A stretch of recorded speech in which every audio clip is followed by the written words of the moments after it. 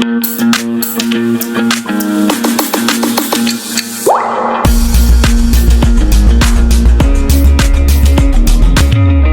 RIMC, which is held today on December 2022.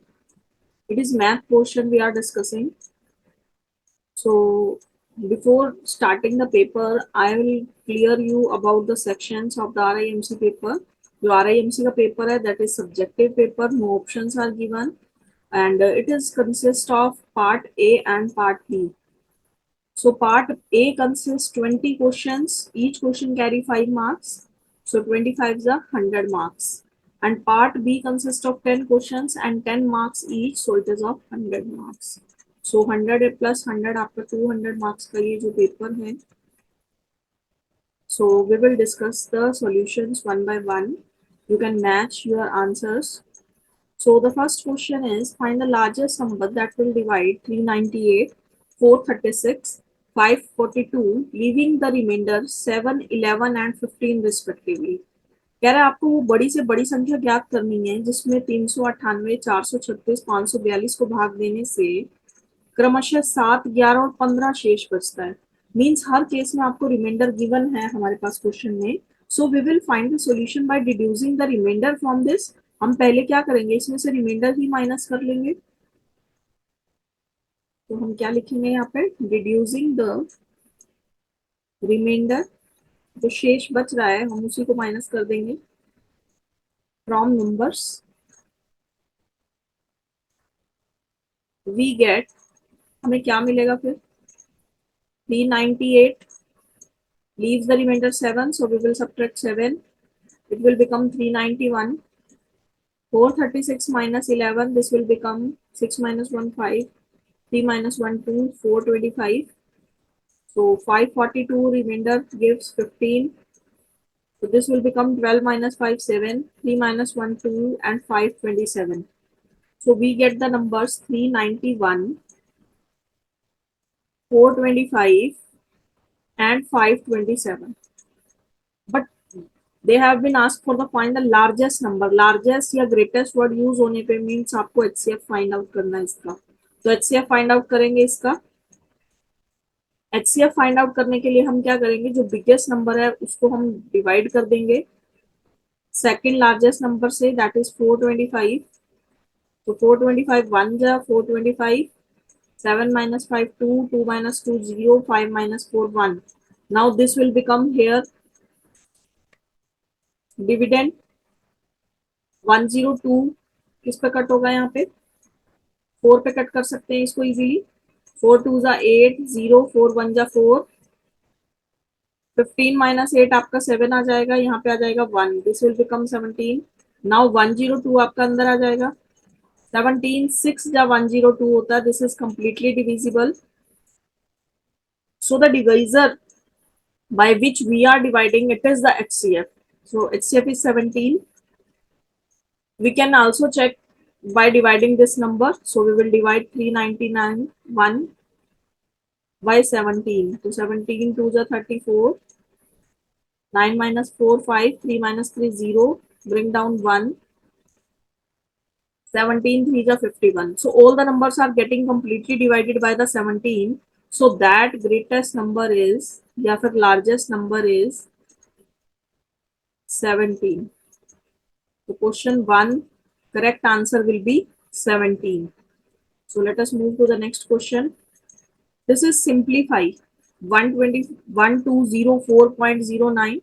This is an under root 1204.09 minus under root 125.44 divide by 1204.09 plus 125.44. So we can also find out the square root of this by removing the decimal. तो अगर हम इसका decimal remove कर दें तो हम easily इसका square root पहले फाइंड आउट कर लेंगे. तो 120,409 डिवाइड बाय 100. हमने क्लास में ट्रिक सीख रखी है कि हम स्क्वायर्स कैसे फाइंड आउट कर सकते हैं इजीली. तो 12544 divide by 100.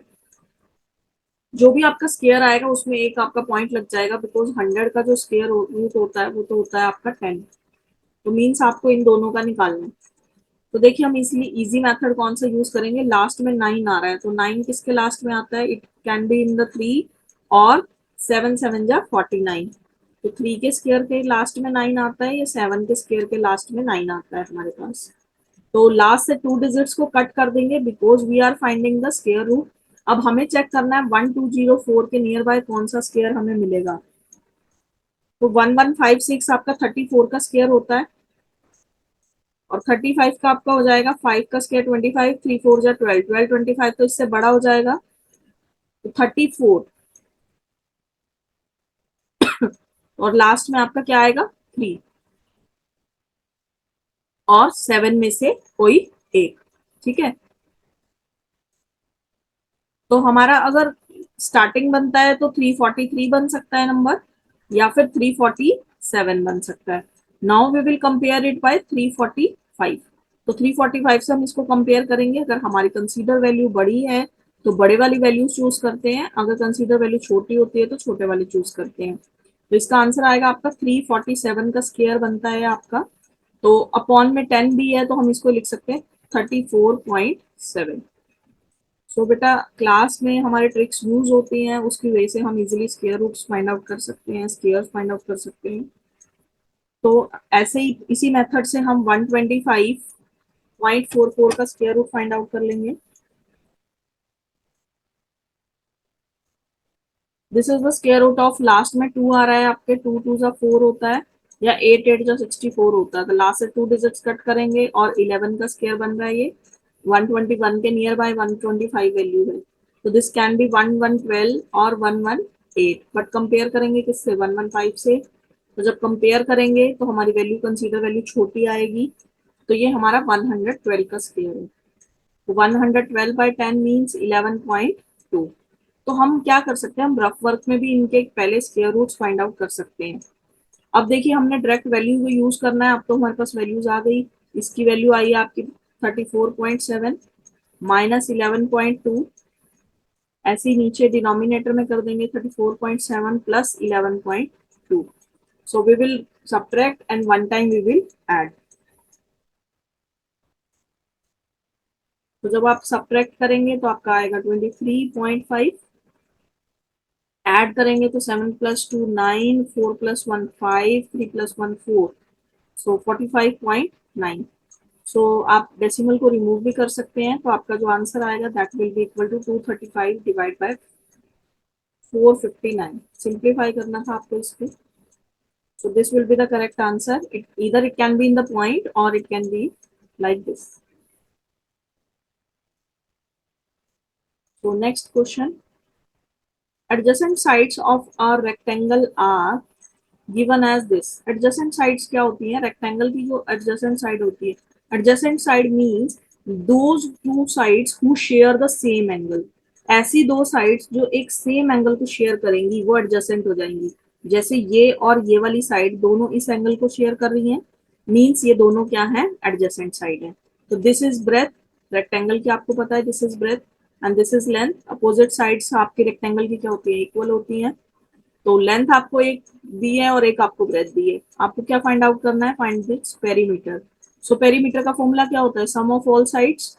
So l plus b means 2l plus 2b। तो वी कैन टेक कॉमन 2, तो अंदर क्या बचेगा ब्रैकेट में l प्लस बी। तो पेरीमीटर ऑफ रेक्टेंगल का फॉर्मूला होता है हमारे पास 2 इंटू लेंथ प्लस ब्रेथ। तो आप इसको फॉर्मूले को यूज करके आप पेरीमीटर फाइंड आउट करेंगे। तो 2 into bracket start, we will complete this value in the bracket, we will write these values in the bracket because sign are confusing. So minus 6p cube plus 7p square q square, simply add कर देना आपको दोनों को, दोनों brackets को आप add कर देंगे 7p cube minus 5p cube plus 9p square q square. तो 2 times of length breadth breadth बोला है, 2 हमने अभी बाहर ही रखा है, लेंथ और ब्रेथ को हम ऐड कर रहे हैं। तो 7p square q square plus 9p square q square that will be equal to 7 plus 9 16p square q square minus 5p cube minus 6p cube that will be equal to minus 11, minus minus plus करेंगे 6 और 5 11 p q, but आपका sign जो आएगा वो negative आएगा। P q plus 7 p q आपका कितना आ जाएगा 8 पी क्यू। तो we will write it in the bracket. Now we will multiply by 2। अब हम ब्रैकेट ओपन करेंगे तो 2 से मल्टीप्लाई कर देंगे। 16 टू आपका 32 हो जाएगा। 32 p square q square minus 11 into two कितना होता है आपका 22 p q plus 8 two 16 p q. So this will be the right answer of this question. Perimeter of this is, देखिए आप कुछ कॉमन ले सकते हैं तो आप ले भी सकते हैं, p कॉमन ले सकते हैं, अगर 2 कॉमन ले सकते हैं, बट वही है कि हमने पहले कॉमन लिया हुआ था, अंदर मल्टीप्लाई किया, तो this will be the right answer.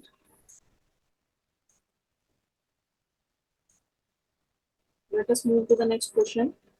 Question number 4 says that show that this is equal to 2। मतलब क्या है कि आपको शो करना है जो आपकी लेफ्ट हैंड साइड LHS है वो 2 के इक्वल आएगी। This is the question from exponents and powers chapter. जो पावर की पावर होती है that multiplied a raise to the power m raise to the power n is equal to a raise to the power m into n। ये आपका law है, law of exponent, कि अगर power की power आ जाती है तो वो आपस में क्या होगी मल्टीप्लाई। तो देखिए a raise to the power -17 multiply by a raise to the power 4 raise to the power 8। तो 4 8 जा 32 मल्टीप्लाई हो जाएंगे ये।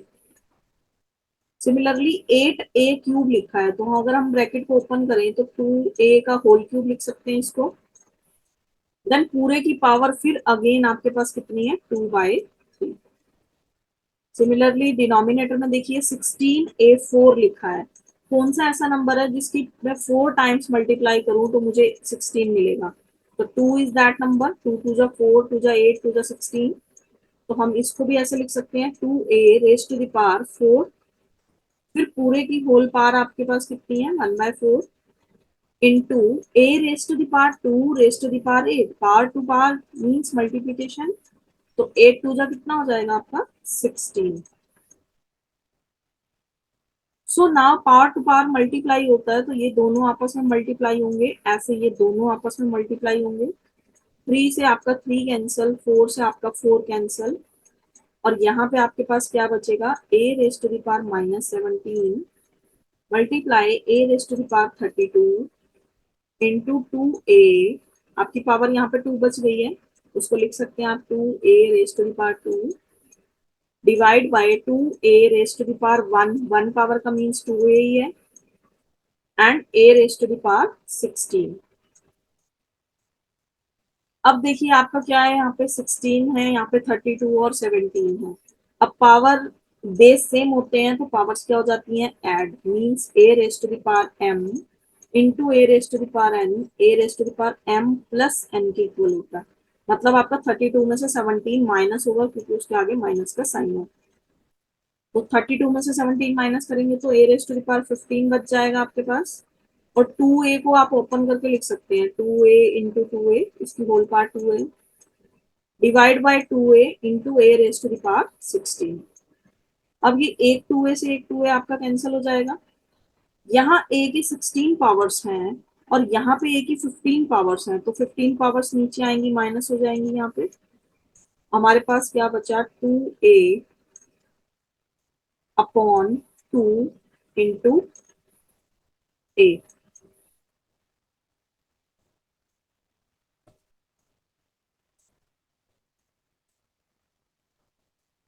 2a raise to the power 2 था यहाँ पे, तो 2a से 2a हमारा कैंसिल हो गया। अच्छा नीचे हमारा 2 नहीं बचा है, ठीक है, नीचे हमारे पास ओनली बचा है a raise to the power 16 minus 15 that is 1, और ऊपर न्यूमरेटर में बचा है 2a। तो a से आपका a कैंसिल हो जाएगा और हमारे पास क्या बच जाएगा ओनली 2। देखिए उन्होंने भी यही बोला था कि लेफ्ट हैंड साइड को सॉल्व करने के बाद आपके पास क्या आना चाहिए 2। तो हम यहाँ पे लिख सकते हैं हेंस शोन और वेरीफाइड। हमको वेरीफाई करना था क्वेश्चन को, ये 2 के इक्वल आता है तो हम लिख सकते हैं hence verified.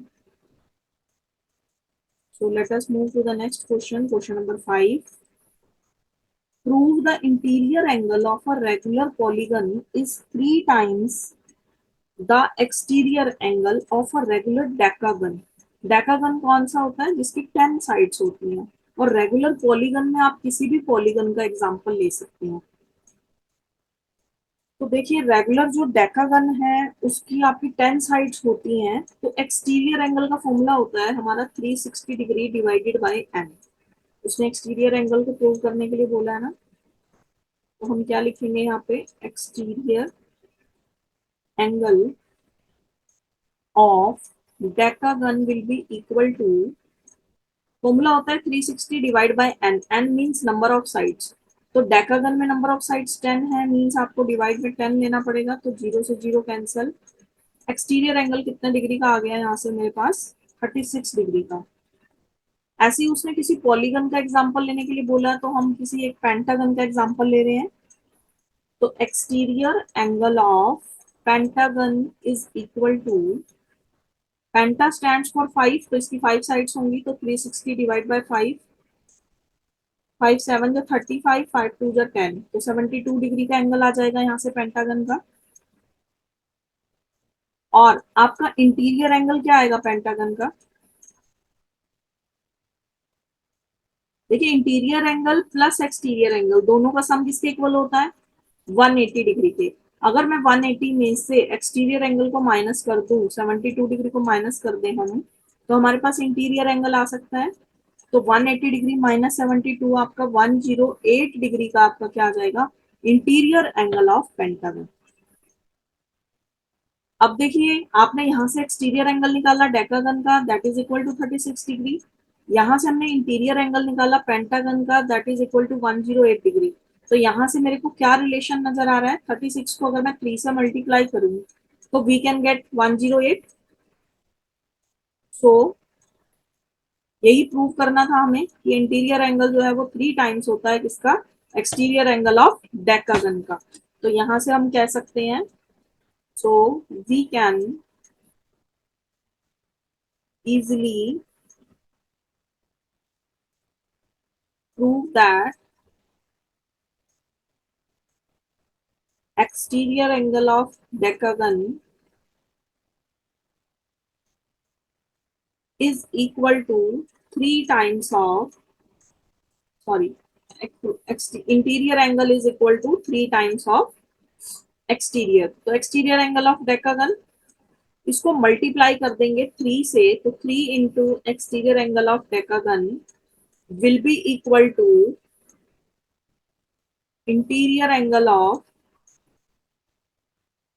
Pentagon.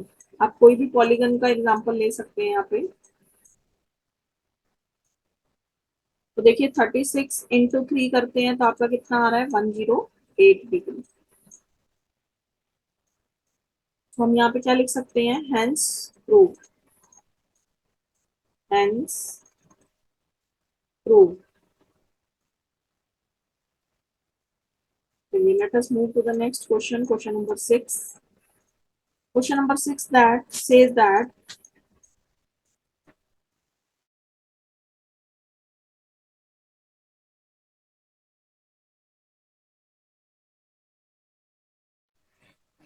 question number 6 says that the price of the sugar is increased by 20%. By how much percent should Dinesh reduce his consumption of sugar so that the expenditure of sugar does not increase?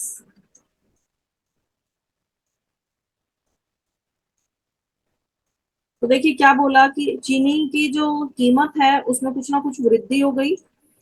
वृद्धि होने के लिए अपनी खपत को कितने प्रतिशत कम करना चाहिए ताकि उसका चीनी का खर्च ना बढ़े। मीन्स अगर वो पहले 100 की लाता था शुगर, तो अभी भी 100 की ही ला रहा हूं। तो हम लेट कर लेते हैं उसका कि ओरिजिनल प्राइस उसका एक्स था। तो let the price of sugar, x kilogram sugar का प्राइस लेट कर लेते हैं 100 रुपीज। तो let price of x kilogram of sugar is equal to 100 rupees. पहले हमने मान लिया कि वो 100 रुपए में एक्स किलो चीनी खरीद कर लाता था। अब इंक्रीज कितना हुआ प्राइस में, 20% का। तो increase in price is equal to 20%। 20% का इंक्रीज हुआ तो 100 प्राइस में 100 का 20% मीन्स 20 ऐड हो जाएगा, तो न्यू प्राइस आपका कितना आ जाएगा 120 रुपीज। अब पहले 100 रुपए में एक्स किलो चीनी लाता था, अब 120 रुपए में एक्स किलो चीनी ला रहा है। तो 100 इंटू एक्स, और 120 को भी कितने में ला रहा है, 120 में भी कितनी ला रहा है, एक्स केजी ऑफ शुगर ला रहा है। तो 100 kg के लिए क्या लाना है, तो 1 रुपीज के लिए एक्स अपॉन 120 इंटू 100 किसके इक्वल आ जाएगा, यहाँ से जीरो से आपकी जीरो कैंसल, 2 6 जा 12, 2 5 जा 10, तो 5x अपॉन 6। अब मुझे यहाँ से पता चला कि 100 रुपीज में उसको कितनी शुगर मिल रही है, 120 रुपीज में तो एक्स केजी मिल रही है, लेकिन 100 रुपीज में कितनी मिल रही है, तो हमने 100 के लिए इसकी वैल्यू निकाल ली, दैट इज 5x अपॉन 6। अब कंजप्शन में कितना डिक्रीज करना है, देखिए पहले कंजप्शन एक्स केजी की थी, अब कंजप्शन 5x अपॉन 6 हो गई, तो कितना कम करना पड़ेगा, तो x माइनस 5x अपॉन 6, ये आपका आ जाएगा डिक्रीज इन कंजप्शन। कंजप्शन में कितना डिक्रीज करना होगा, x माइनस 5x अपॉन 6। देखिए इसके अपॉन में कुछ नहीं है, यहाँ पे 1 है, this is 6, 6x minus 5x that is x, तो x अपॉन 6। बट उसने अगर आपसे परसेंटेज पूछी है, तो आप हाउ मच परसेंट, तो परसेंटेज में निकालने के लिए percentage decrease in consumption will be equal to x upon 6 divide by x multiply 100। तो ये आपका आ जाएगा x upon 6x into 100, x से x cancel, that is equal to 1/6 into 100। अब आपको परसेंटेज टेबल लर्न है, 1/6 किसके इक्वल होता है हमारा, 16 2/3% के।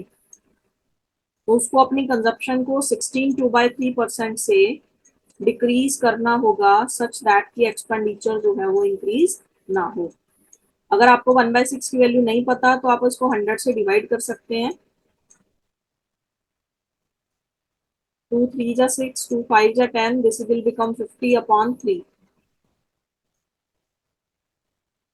तो 3 6 जा आपका 18 आ जाएगा।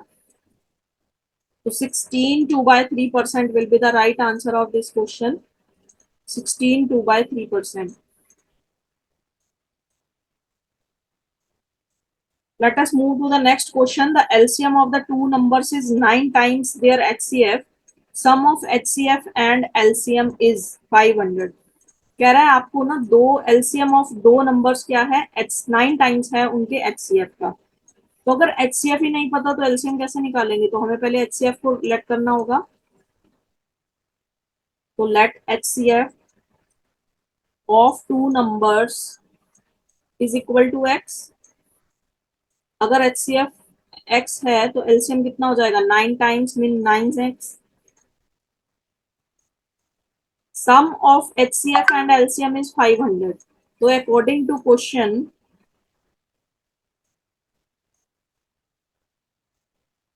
HCF plus LCM will be equal to 500।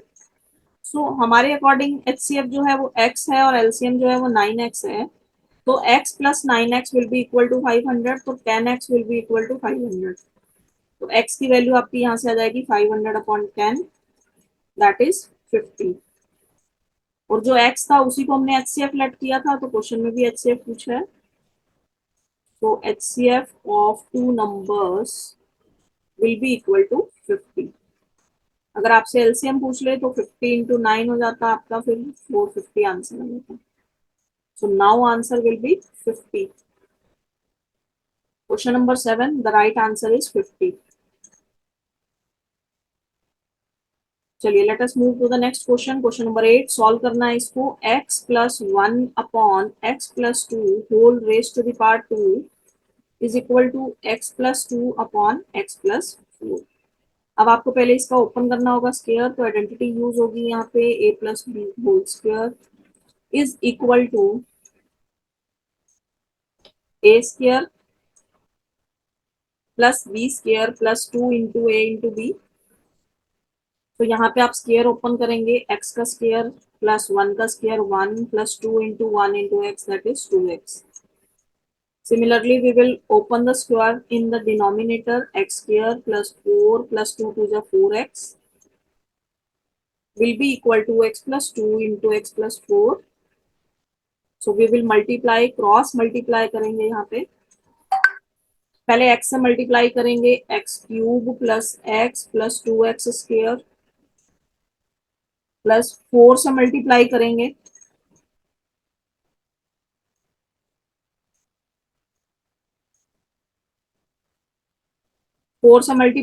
तो आ जाएगा आपका 4x² प्लस 4 1 जा 4 प्लस 4 2 जा 8x. ये आपकी आ गई यहाँ से left hand side. Similarly we will write here right hand side. x से मल्टीप्लाई करेंगे तो कितना आएगा, x cube plus 4x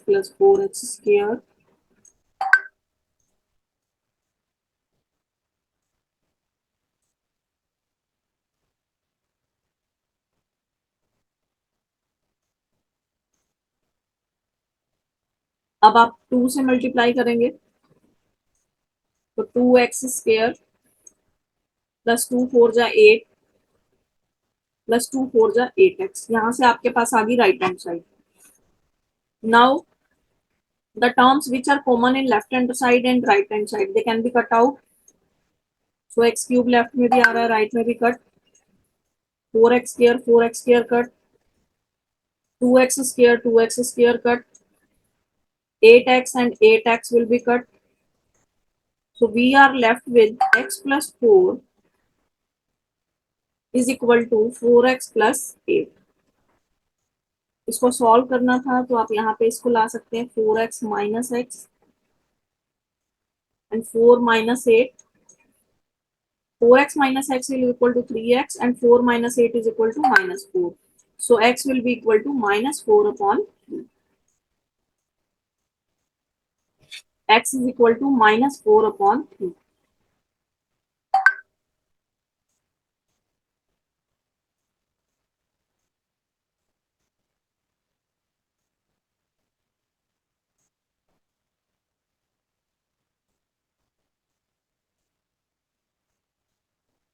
question number 9 देखिए.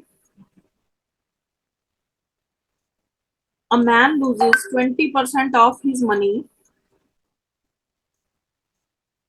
after spending 25% of the remainder. He has rupees 480 left. How much money did he originally have? यानी starting में उसके पास कितने पैसे थे. 20% पैसे उसके गुम हो जाते हैं. जितना बचा उसका 25% वो आपको गिवन है 480.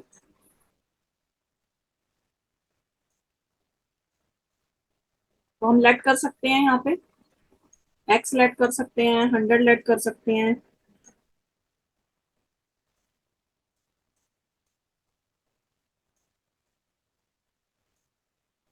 तो let the money that man has. हमने मान लिया कि उस आदमी के पास x रुपीज थे. 20% ही लूज, उसके गुम हो गए. द मनी ही लॉस्ट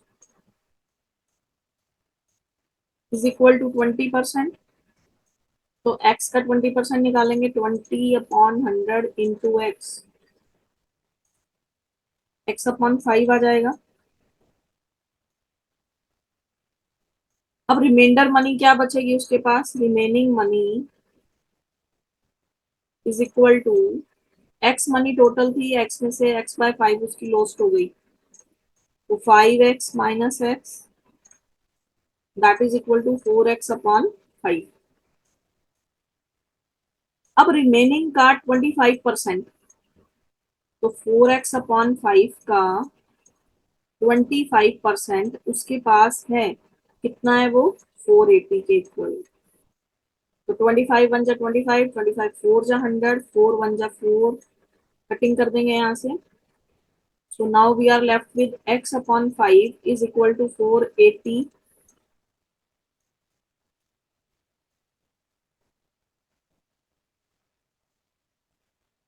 आपको वैल्यू किसकी निकालनी है, how much money did he originally have?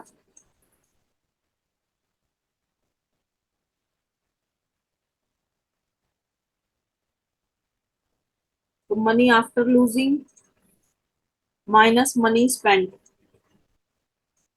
अच्छा, स्पेंड भी की है उसने 25% ऑफ द रिमाइंडर। तो मनी स्पेंड कितनी की है उसने? X upon 5।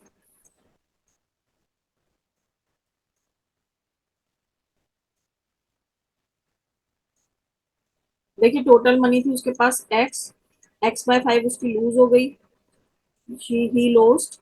तो man lose loses rupees 25, 20% of his money. तो एक्स में से एक्स बाय 5 चला गया, उसके पास बची कितनी? 4x/5।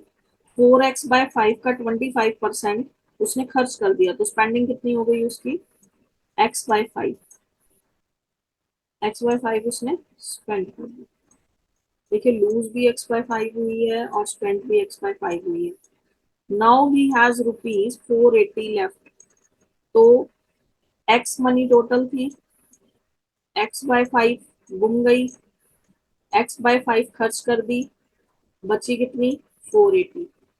तो 5x minus x minus x, 5x में से x गया 4x, 4x में से x चला गया 3x। तो 3x upon 5 is equal to 480। LCM भी ले सकते हैं यहाँ पे आप, 5x minus x is equal to 480। x की वैल्यू क्या आएगी? क्रॉस मल्टीप्लाई कर देंगे, 480 इंटू 5/3, तो 3 से कटिंग करेंगे, यहाँ पे आएगा 160 इंटू 5। 160 इंटू 5, 16×5 = 80 मीन्स 800 रुपीज थे उसके पास स्टार्टिंग में। तो क्वेश्चन में यही पूछा गया था, how much money did he originally have? So we can write here he had originally 800 rupees. The right answer of this question is 800 rupees. Next question is factorise the following. Factors बनाने हैं आपको इसके। X square minus y square minus 9z² plus 6yz। अब यहाँ पे x है, यहाँ पे y, यहाँ पे z, यहाँ पे yz। तो आइडेंटिटी जो बन सकती है वो हमारे पास y और z की टर्म्स को कंबाइन करके बन सकती है, बिकॉज x वाली हमारे पास और कोई टर्म नहीं है। तो we will write here x clear. इसको आइडेंटिटी बनाने के लिए माइनस कॉमन ले लेंगे। So bracket start y² plus 9z² minus 6yz. So we will write some values to make it identity. Identity कैसे बन सकती है? देखिए a² plus b² minus 2ab. This is the whole square of a minus b. So y² plus 3z² minus 2 into y into 3z x² minus this। अब ये किसकी identity बन सकती है? देखिए यहाँ से फॉर्मूला बन रहा है आपका a² plus b² minus 2ab का। तो a की वैल्यू y है, b की वैल्यू 3z है, तो y minus 3z whole square. और यहाँ पे क्या है? x whole square. अब अगेन यहाँ पे आपकी दूसरी आइडेंटिटी यूज हो सकती है, that is a² minus b² is equal to a plus b into a minus b। तो a आपका x है और b आपका y माइनस 3z है। तो यही फॉर्मूला ओपन करेंगे, a plus b into a minus b. तो x plus y minus 3z। एक बार तो हमने सिंपल टर्म को प्लस में लिख दिया, एक बार उसको माइनस में लिखेंगे। तो x minus y minus minus दोनों मल्टीप्लाई होंगे, तो यहाँ पे आपका प्लस आ जाएगा। So this will be the factors x plus y minus 3z and x minus y plus 3z। इसके ये दोनों फैक्टर बनेंगे। Now we will discuss its b part. B part भी आपका सेम ही है, 3 - 12 into a minus b whole square. इसके factors बनाने हैं आपको। So we can take common 3 from it. अगर हम इसमें से 3 कॉमन ले लें तो अंदर क्या बचेगा? Bracket start 1 - 4 into a minus b whole square. अब देखिए दो ब्रैकेट्स हैं तो बाहर हमने स्क्वायर ब्रैकेट का यूज कर लिया है, तो 1 - 4 इंटू ए माइनस बी का होल स्क्वायर, इसको कैसे लिख सकते हैं? 1 square -2 into a minus b whole square. 2 का स्क्वायर आपका 4 और ए माइनस बी का भी स्क्वायर हो रहा था। अब वही फॉर्मूला फिर यहाँ पे लग जाएगा, a square minus b square is equal to a minus b into a plus b. तो 1 + 2 इंटू ए माइनस बी, एक फैक्टर तो प्लस में बनेगा और एक फैक्टर आपका माइनस में, तो 1 - 2 इंटू ए माइनस बी, तो दो फैक्टर्स बन जाएंगे और ये 3 आपका आउटसाइड में आ जाएगा। इसको ओपन करके भी लिख सकते हो, 1 + 2a - 2b और 1 - 2a + 2b, फैक्टर्स आ जाएंगे इसके ये वाले, 1 + 2a - 2b and 1 - 2a + 2b।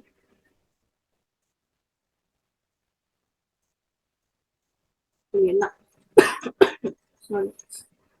Now we will discuss the question number 11. Distance between the two stations A and B is 690 kilometre. कह रहा दो स्टेशन हैं, दोनों के बीच में दूरी जो है वो 690 किलोमीटर की है। Suppose this is station A and this is station B, so distance is 690 kilometer. Two cars start simultaneously from A and B. यहाँ से कार स्टार्ट होती है और यहाँ से कार स्टार्ट होती है, towards each other, दोनों एक दूसरे की तरफ आ रही हैं। And the distance between them after 6 hours is 30 kilometre. कह रहा 6 घंटे बाद क्या देखा जाता है कि जो दोनों कार्स एक दूसरे की तरफ आ रही थी वो आपस में 30 किलोमीटर के डिस्टेंस पे रह गई। मतलब ये कुछ यहाँ पे पहुंची होगी और ये कुछ यहाँ पे, तो आपके बीच में, इन दोनों के बीच में डिस्टेंस कितना है? 30 किलोमीटर का। If speed of one car is less than other by 10 kilometre per hour. इन दोनों कार में से कह रहा है एक कार की स्पीड दूसरी कार की स्पीड से 10 किलोमीटर प्रति घंटा जो है वो कम है। Find the speed of each car. दोनों कार्स की आपको स्पीड निकालनी है, तो हम लेट कर लेते हैं, let speed of one car is equal to x kilometre per hour. एक कार की स्पीड हमने x किलोमीटर पर आवर ले ली और दूसरी 10 किलोमीटर पर आवर जो है वो लेस है, तो लेस कर देंगे x - 10 किलोमीटर पर आवर। ये किसकी स्पीड आ जाएगी? Speed of second car. Now we will find out the distance. Distance का फॉर्मूला क्या होता है? Speed multiply by time. तो फर्स्ट कार ने कितना डिस्टेंस ट्रेवल किया और सेकेंड कार ने कितना किया वो हम निकाल लेंगे यहाँ से। स्पीड है फर्स्ट कार की x, टाइम लगा उसको 6, तो डिस्टेंस ट्रेवल किया होगा 6x। सिमिलरली सेकेंड कार ने,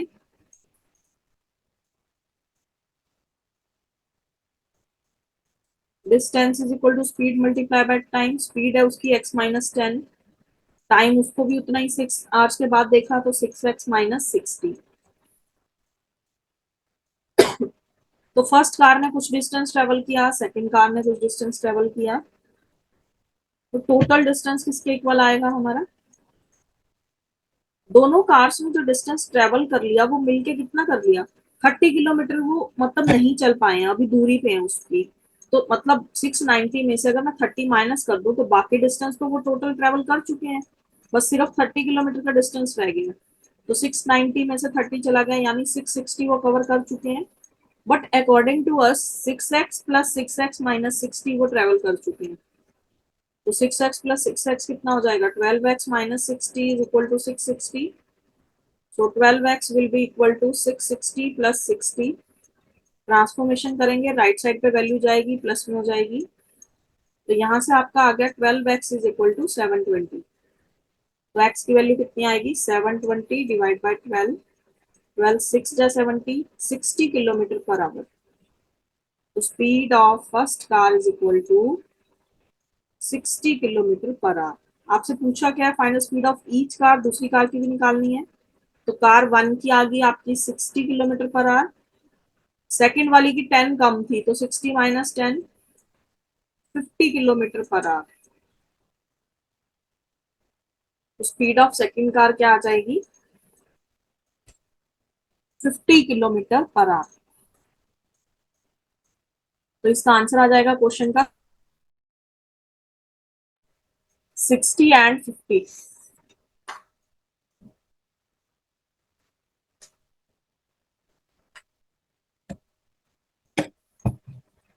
चलिए, let us move to the next question. 2.2 cubic decimeter of brass is drawn into a cylindrical wire 0.50 centimeter in diameter. Find the length of the wire. कुछ brass को change करके cylindrical wire की shape दी गई। तो cylinder की जो आपकी shape होती है, ये आपका रेडियस होता है, और ये आपकी लेंथ या फिर हाइट कह सकते हैं आप इसको। बट जब when we convert one shape into other, what will remain same? The volume will remain same. जब किसी एक ऑब्जेक्ट को पिघला के या फिर मोल्ड करके किसी दूसरी शेप में चेंज किया जाता है, तो उसका वॉल्यूम कभी भी चेंज नहीं होता। Volume never changes, volume will remain same. तो जो भी आपका वॉल्यूम आएगा ब्रास का, वो किसके इक्वल होना चाहिए? सिलेंड्रिकल वायर के वॉल्यूम के इक्वल होना चाहिए। So we will first find out the volume of brass. 2.2 decimetre दे रखा है, तो 1 डेसीमीटर जो है आपका 10 सेंटीमीटर के इक्वल होता है, because this value is in centimetre, so we have to convert first. पहले हम इसको कन्वर्ट कर लेते हैं। और ब्रास का वॉल्यूम कितना आ जाएगा? यहाँ से क्यूबिक शेप की है, तो side multiply by side multiply by side कर सकते हैं।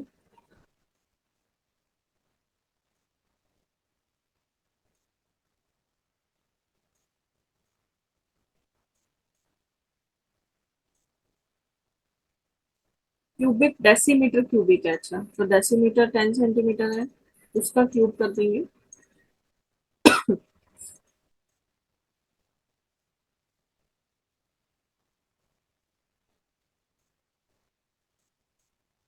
ये ऑलरेडी आपको वॉल्यूम दे रखा है 2.2 डेसीमीटर क्यूब।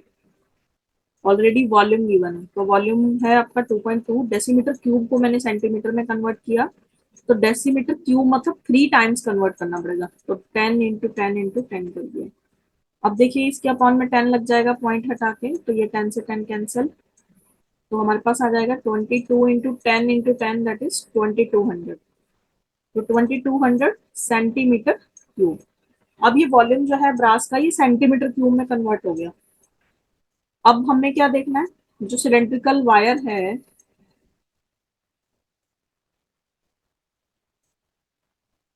उसकी ये लेंथ होगी, यहाँ पे रेडियस होगा, यहाँ पे भी रेडियस होगा। आपको डायामीटर गिवन है, पूरी कंप्लीट वैल्यू गिवन है 0.50, तो रेडियस कितना हो जाएगा? 0.25। अगर डायामीटर 0.2550 है, तो उसका हाफ कर देंगे डायामीटर। तो हम यहाँ पे क्या लिखेंगे? Radius is equal to 0.25 centimetre. Now आपको इसकी लेंथ निकालनी है, तो वॉल्यूम रिमेन सेम। तो volume of brass will be equal to volume of cylindrical wire. Cylindrical wire के इक्वल रहना चाहिए ना वॉल्यूम। तो वॉल्यूम ऑफ सिलेंडर का फॉर्मूला होता है pi into r square into h. H आपकी हाइट हो जाएगी या फिर लेंथ ऑफ वायर, और वॉल्यूम ऑफ ब्रास आपका आया है 2200 सेंटीमीटर क्यूब। ये भी वैल्यू सेंटीमीटर में, ये भी सेंटीमीटर में। अब देखिए, पाई की value 22/7, radius 0.25 into 0.25 into L आपको निकालना है जो लेंथ, और 2200। अब देखिए, 22 1 जा 22 100 जा कैंसिल हो सकता है ये। तो यहाँ से आप लेंथ निकाल सकते हैं इसकी। लेंथ इज इक्वल टू, ये 0.25 आपका नीचे आ जाएगा इसके डिनोमिनेटर में, और 7 मल्टीप्लाई में चला जाएगा। क्रॉस मल्टीप्लाई करेंगे तो आपकी लेंथ का क्या आ जाएगा? 7 × 100, due to less space I am rubbing it, 7 × 100 upon 0.25 into 0.25। अब आप क्या कर सकते हैं, इसका डेसिमल रिमूव करके न्यूमरेटर में 100 लग जाएगा, 25 वन जा 4 पे कट हो जाएगा, this will also cut on 4, 4 4 जा 16, 16 7 जा 112, लास्ट में 2 जीरोस भी हैं, तो सेंटीमीटर क्यूब में ये वॉल्यूम आ रहा है आपका, सॉरी वॉल्यूम नहीं आ रहा था, यहाँ से लेंथ निकालिए, तो लेंथ आपकी सेंटीमीटर में आ जाएगी। This is the length of wire. अब आप इसको सेंटीमीटर को मीटर में कन्वर्ट कर सकते हैं, 100 से डिवाइड कर सकते हैं, तो length of wire, cylindrical wire will be equal to, double zero से डबल जीरो कैंसल, 112 मीटर, तो 112 मीटर लंबी तार बनेगी उस ब्रास से।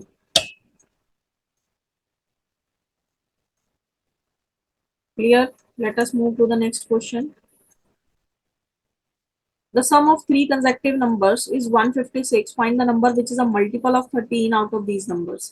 कह रहा है तीन लगातार जो संख्याएं हैं उनका योग 156 यानी 156 दे रखा है आपको, तो let first number is equal to x, second number क्या हो जाएगा आपका एक्स प्लस वन, और थर्ड नंबर क्या हो जाएगा आपका एक्स प्लस टू। अब क्वेश्चन में हमका सम दिया है, means according to question x plus one plus x plus two किसके इक्वल आना चाहिए 156। एक्स एक्स एक्स 3x हो जाएंगे, 2 प्लस वन 3 हो जाएगा, तो 3x plus 3 is equal to 156, 3x is equal to 153।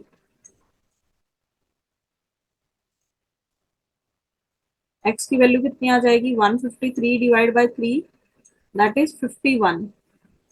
यहाँ से आपकी x की वैल्यू आ गई 51, अगला नंबर x प्लस वन था 52 आ जाएगा, अगला नंबर x प्लस टू था 53 आ जाएगा। अब हमें नंबर्स मिल गए 51, 52, 53।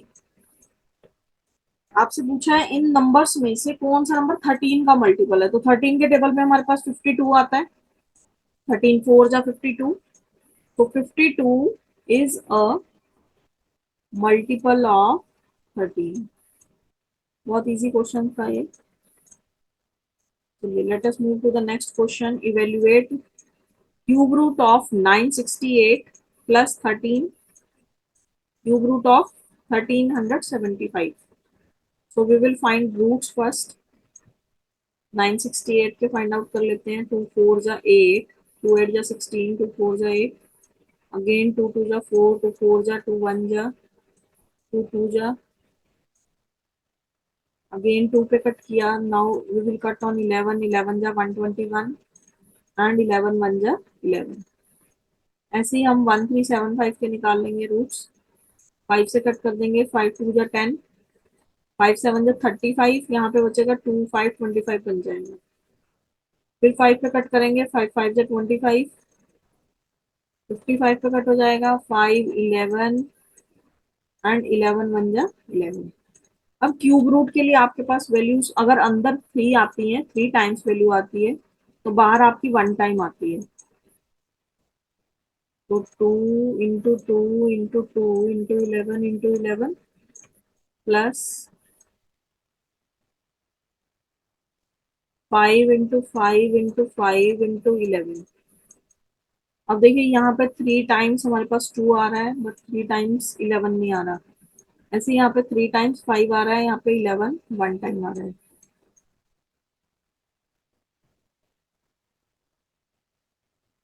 तो बाहर तो तभी वैल्यू आती है जब 3 बार होती है अंदर। क्वेश्चन में थोड़ी सी मिस्टेक लग रही है, यहाँ पे प्लस की जगह पे आपका मल्टीप्लाई का साइन होना चाहिए, तो मल्टीप्लाई करके आप इसको कंबाइन कर सकते हैं दोनों को, 2 into two into two into 11 into 11 into 11 into 5 into 5 into 5, तो फिर आपका प्रॉपर बन जाएगा ये क्यूब रूट।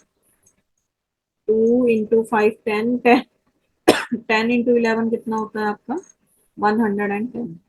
अगर आपका प्लस का साइन रहता है तो आप इसको इतना ही ओपन कर सकते हैं, 2 अंडर रूट 121 एंड 3 5 बाहर कंप्लीट आ सकता है, बट अंदर आपका 11 ही रहेगा, तो ये प्लस में ही रहेंगे।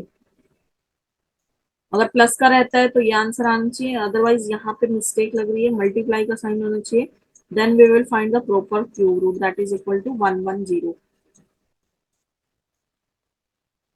चलिए क्वेश्चन नंबर 15 में क्या बोला है, if 3/5 of a number exceeds its 2/7 by 44 find the number. कह रहा है किसी नंबर का 3/5 पार्ट जो है उसके 2/7 पार्ट से 44 ज्यादा है, उस नंबर को फाइंड आउट करना है। तो let that number is x. हमें नहीं पता वो नंबर, हमने उसको एक्स लेट कर लिया। अकॉर्डिंग टू क्वेश्चन क्या गिवन है कि 3/5 ऑफ दिस नंबर एक्सीड करता है, मतलब बड़ा होता है। उसके कितने से बड़ा है, 2/7 पार्ट से, तो 2/7 पार्ट हो जाएगा 2/7x। कितना ज्यादा है, 44 ज्यादा है। तो 3/5x is equal to 2/7x plus 44। Now we will convert, इधर ले आएंगे उसको, 2/7x माइनस में हो जाएगा आपका। वी विल टेक एलसीएम, 35 7 3 जा 21x, 5 2 जा 10x इज इक्वल टू 44। तो 21 में से 10 चला गया, आपका क्या आ जाएगा, 11x is equal to 44 into 35, cross multiply कर देंगे। x की वैल्यू आ जाएगी 44 इंटू 35 डिवाइड बाई 11। 11 1 जा, 11 4 जा, 4 इंटू 35 140, आपका नंबर आ जाएगा 140। चलिए नेक्स्ट क्वेश्चन देखते हैं। x प्लस 1/x की वैल्यू आपको गिवन है कितनी, 11। आपको क्या निकालना है, x square plus 1/x square. तो हम स्क्र कर देंगे इसका। a प्लस बी के होल स्क्वायर की आइडेंटिटी क्या होती है, a square plus b square plus 2 into a into b. तो हम लिख सकते हैं इसको x square plus 1/x whole square plus 2 into x into 1/x। ये आपका कैंसल। x प्लस 1/x की वैल्यू गिवन है क्वेश्चन में कितनी, 11। तो 11 का square is equal to x square plus 1/x square plus 2। अब इसकी वैल्यू निकालनी है, x square plus 1/x square किसके इक्वल आ जाएगा, 11 स्क्र माइनस 2।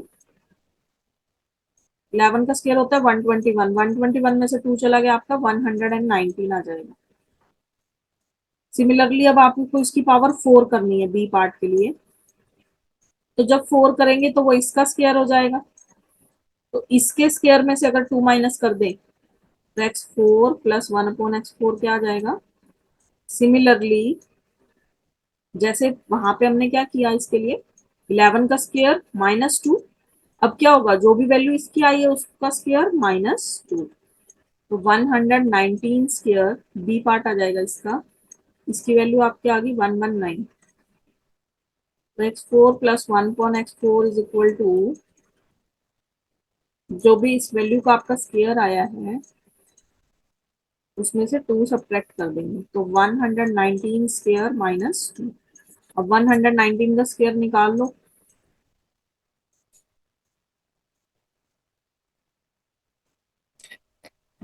तो 119 होता है आपका 100 प्लस 19, तो 100 का स्क्वायर होता है आपका 10,000, 19 का हो जाएगा 361 प्लस 2 इंटू 100 इंटू 19, तो 3800।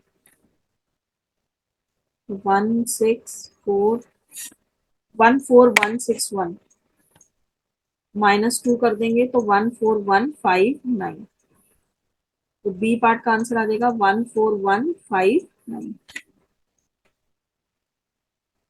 चलिए नेक्स्ट क्वेश्चन देखते हैं। In an auditorium 300 tickets were sold. कह रहे किसी ऑडिटोरियम में 300 टिकट्स बिकी। Total sale of ticket was ₹1250। अगर पैसों में देखा जाए तो टोटल सेल इतने की थी। Is a ticket were of two denomination. Ticket दो टाइप की थी, या तो ₹2.5 की टिकट थी या ₹5 की टिकट थी। आपको बताना है कितने डिनोमिनेशन की कितनी टिकट सोल्ड हुई, मतलब 2.50 की कितनी हुई और ₹5 वाली कितनी हुई। तो टोटल टिकट्स कितनी है, 300। और टोटल सेल कितने की है,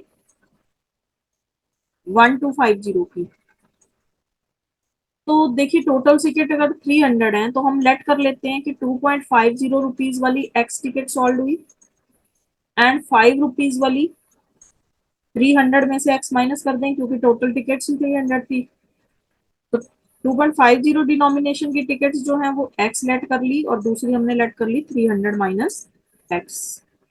अब अकॉर्डिंग टू क्वेश्चन क्या बोला है, 2.5 वाली एक्स है तो उसको एक्स से मल्टीप्लाई करना पड़ेगा, यहाँ से टोटल मनी आ जाएगी। ऐसे ही 5 को मल्टीप्लाई करना पड़ेगा किससे, 300 माइनस एक्स वाली से, तो यहाँ से भी टोटल मनी आ जाएगी। तो टोटल मनी क्वेश्चन में गिवन है कितनी, 1250। सपोज करिए 5-5 रुपए की आप दो टिकटें लेते हैं तो 5 दूनी 10, 10 रुपए की आपने टिकटें ली, तो ये हमारी टोटल मनी कब आती है, नंबर ऑफ टिकट से मल्टीप्लाई करने पे। तो इसीलिए हमने इसको मल्टीप्लाई किया है, इसको एक्स से किया और इसको 300 माइनस एक्स से। तो इसका आ जाएगा 2.5x प्लस 3 5 जा 1500 minus 5x is equal to 1250। अब आप x वाली वैल्यूज को उधर ले जाएं तो 5x minus 2.5x is equal to 1500 minus 1250। तो 250 आ गया यहाँ पे, और 5x में से 2.5x चला गया तो 2.5x आ गया। तो 2.5x की वैल्यू आ गई आपकी कितनी, 250। x की वैल्यू आ जाएगी 250 डिवाइड बाय 2.5। इसका पॉइंट कैंसिल करेंगे, ऊपर 10 लग जाएगा, 25 से 25 कैंसिल, 10 इंटू 10 आ जाएगा 100।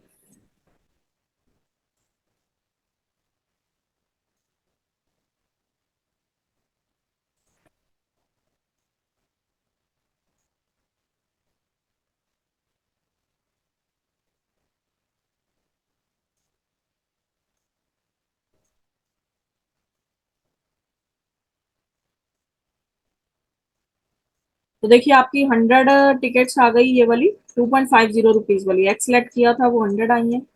अब टोटल टिकट्स कितनी थी, 300। तो 300 में से 100 चला गया तो 5 रुपीज वाली कितनी आ गई, 200 टिकट्स।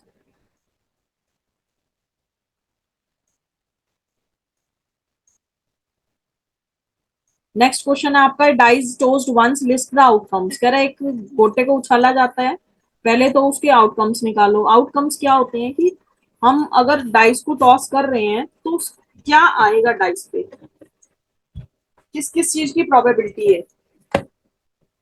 तो when a dice is toss one, जब एक बार डाई को टॉस किया जाता है,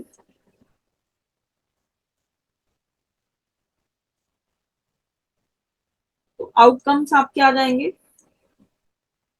आउटकम्स को हमेशा आपको ब्रैकेट में लिखना होता है, 1 2 3 4 5 एंड 6। 6 नंबर्स होते हैं डाइस पे। तो फर्स्ट क्वेश्चन आपका ए पार्ट है, getting an even prime number. देखिए प्राइम नंबर भी चाहिए और इवन भी चाहिए, तो पहले प्राइम नंबर्स चेक कर लेते हैं। प्राइम नंबर्स कौन कौन से हैं, 2 3 और 5। बट क्वेश्चन में इवन प्राइम नंबर की बात की है, तो इवन प्राइम नंबर तो हमारे पास एक ही है, कौन है वो, 2। बट नंबर कितने हैं, वन नंबर ही ऐसा है। तो probability of getting an even prime number is equal to, किसके इक्वल आएगी, 1/6, क्योंकि एक ही नंबर ऐसा है आउट ऑफ 6। नेक्स्ट इसका बी पार्ट है, getting non prime and non composite number. देखिए कंपोजिट नंबर वो होते हैं जो कंपोज करके बने, जैसे 4 6, मोर देन 2 फैक्टर्स हो गए जिसके। तो 4 और 6 किस में आ जाएंगे, कंपोजिट नंबर में, ठीक है। और नॉन कंपोजिट कौन हो जाएंगे, 1 2 3 और 5। इसमें से नॉन प्राइम चाहिए, तो ये तो प्राइम हो गए, 5 भी नहीं ले सकते, 3 भी नहीं ले सकते, 2 भी नहीं ले सकते, ये प्राइम है। तो नॉन प्राइम कौन बचा, 1। तो देखिए एक ही नंबर ऐसा है जो कि नॉन प्राइम और नॉन कंपोजिट होता है, वो होता है हमारा 1। 1 is non prime and non composite number. तो हम क्या लिखेंगे यहाँ पे, probability of getting non prime. अगर आपको पता है कि 1 है फिर तो ठीक है, आप डायरेक्ट लिख सकते हैं, अदरवाइज यहाँ से ऑप्शन भी कट कर सकते हैं। देखो 4 और 6 तो कंपोजिट नंबर में आ जाएंगे, हमें नॉन कंपोजिट चाहिए, मतलब ये भी नहीं आ सकते। नॉन कंपोजिट में बचे कौन, 1 2 3 5, 2 3 5 वो कह रहा है नॉन प्राइम भी चाहिए, तो ये तीनों तो प्राइम नंबर है, नॉन प्राइम तो नहीं है। तो वन एक नंबर ऐसा अकेला बचता है जो कि नॉन प्राइम भी है और नॉन कंपोजिट भी है। तो इसका आंसर भी आपका कितना आ जाएगा, 1/6। दोनों का आंसर 1/6। आगे क्या बोला है, Shalini has to cut out circles of the diameter 1 into 1/4 centimeter from an aluminium strip of dimension this. एक रेक्टेंगल है, उसमें से उसको सर्कुलर शेप की कट करना है। तो आपका जो गिवन है, आपको डायमेंशंस 8 into 3/4 है और 1 into 1/4 है। तो 1 into 1/4 तो दूसरी डायमेंशन हो जाएगी ना, 1 into 1/4। ये आपकी लेंथ हो जाएगी, ये आपकी ब्रेथ हो जाएगी, सॉरी ये ब्रेथ हो जाएगी, ये लेंथ ही है। तो ये भी 8 into 3/4 होगी। और जो सर्कल है उसका भी डायमीटर 1 into 1/4 है। तो रेडियस निकाल सकते हैं यहाँ से। तो हम क्या लिखेंगे यहाँ पे, ब्रेथ ऑफ सर्कल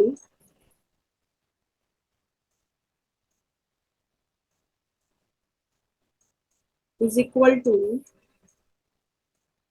जो कि डायमीटर है सर्कल का 5/4 सेंटीमीटर, और जो एल्यूमिनियम की जो स्ट्रिप है इसमें से उसको सर्कुलर शेप के सर्कल्स कट करने हैं। तो लेंथ ऑफ एल्यूमिनियम स्ट्रिप क्या है हमारे पास, क्वेश्चन में गिवन है 8 into 3/4, तो 8 4 32, 32 + 3 35/4 सेंटीमीटर। तो पहले हम चेक कर लेते हैं कि वो कितने सर्कल्स कट कर सकती है। यहाँ से उसमें क्वेश्चन में पूछा है ना, how many full circles can Shalini cut. तो Shalini can cut full circles is equal to, कितने सर्कल्स कट कर पाएगी, जितनी टोटल लेंथ है उसी में से कट करेगी ना। तो 35/4 डिवाइड कर देंगे इसको किससे, 1 into 1/4 से। 1 into 1/4 के सर्कल्स कट करने हैं ना। तो आप इसको क्या कर सकते हैं, मल्टीप्लाई में चेंज कर दें तो ये रिवर्स हो जाएगी, फ्रैक्शन 4/5 हो जाएगा कट। 5 1 5, 7 जा तो 7 आ जाएगा। 7 full circles can be cut out.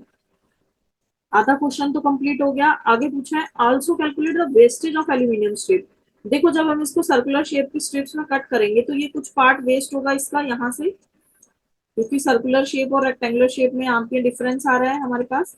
तो ये उसकी कुछ ना कुछ वेस्टेज होगी, जब वो इतनी बड़ी शीट होगी ये आगे, उसमें से 7 सर्कल्स कट करेगी तो वेस्टेज भी जाएगी स्ट्रिप की। तो कितना वेस्ट होगी स्ट्रिप ये भी बताना है। तो टोटल में से अगर हम सर्कल्स वाला एरिया माइनस कर दें तो हमारे पास वेस्टेज आ जाएगी। पहले हम एरिया निकालेंगे 1 सर्कल का, उसको मल्टीप्लाई करेंगे 7 से, फिर टोटल रेक्टेंगल के एरिया में से उन 7 सर्कल के एरिया को माइनस करेंगे।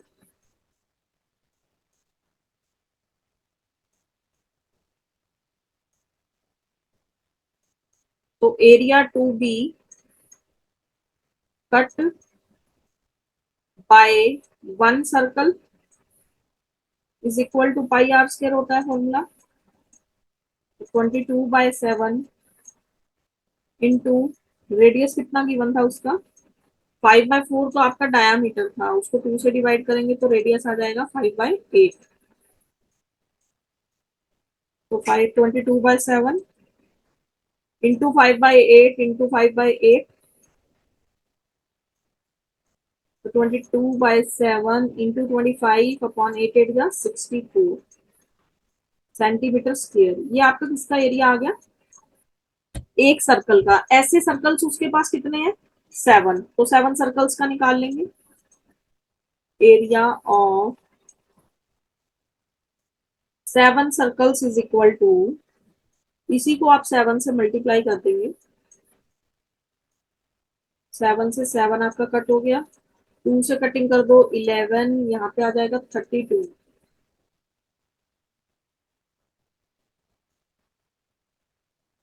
अगर आपने कटिंग नहीं करनी है तो इसको ऐसे भी लिख सकते हैं, 22 × 25 कितना हो जाएगा, 22 5 जा 110, 22 44 प्लस 11, 550 अपॉन 65, 4 सेंटीमीटर स्केयर।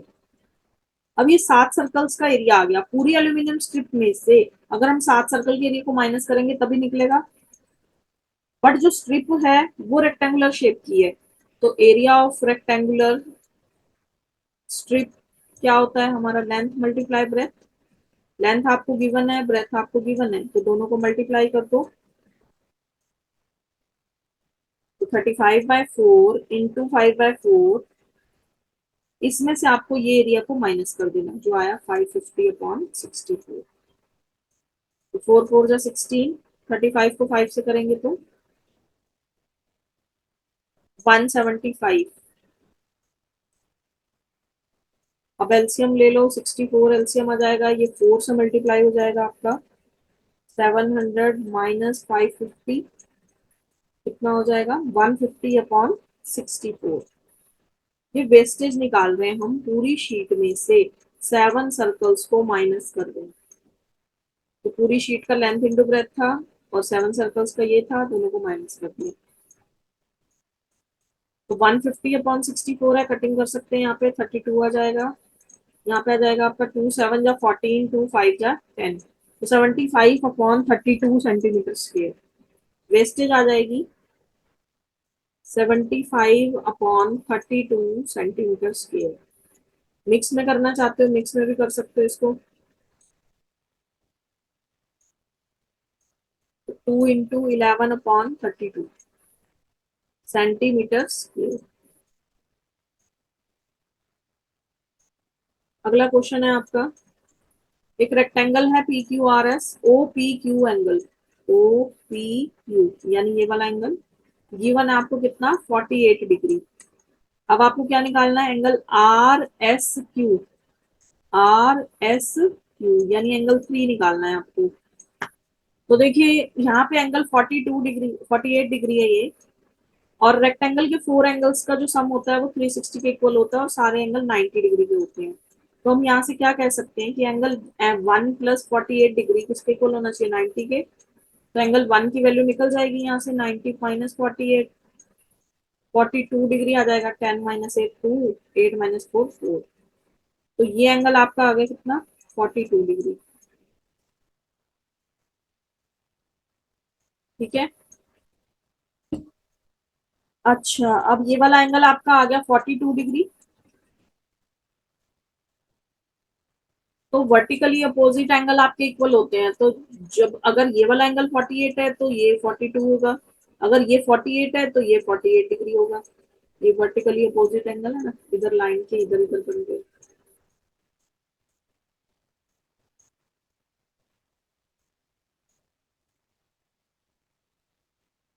अब जो आपका एक्सटीरियर एंगल होता है वो दो इंटीरियर एंगल के सम के इक्वल होता है,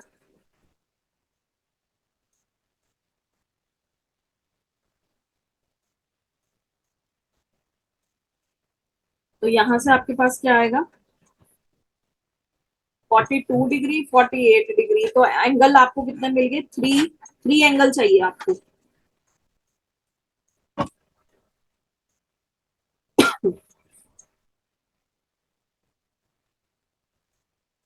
तो यहाँ से एंगल ओ आ जाएगा आपका,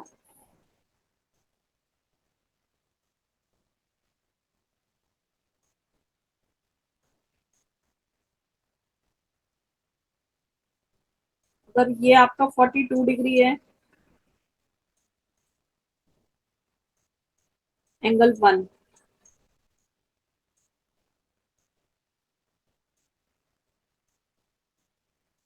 तो एंगल 1 प्लस एंगल 48 90 आ गया हमारा, एंगल 1 आ गया 42 डिग्री। अब जो एक्सटीरियर एंगल निकालना है आपको, एंगल ओ, वो एंगल 1 प्लस एंगल 2 के इक्वल होगा।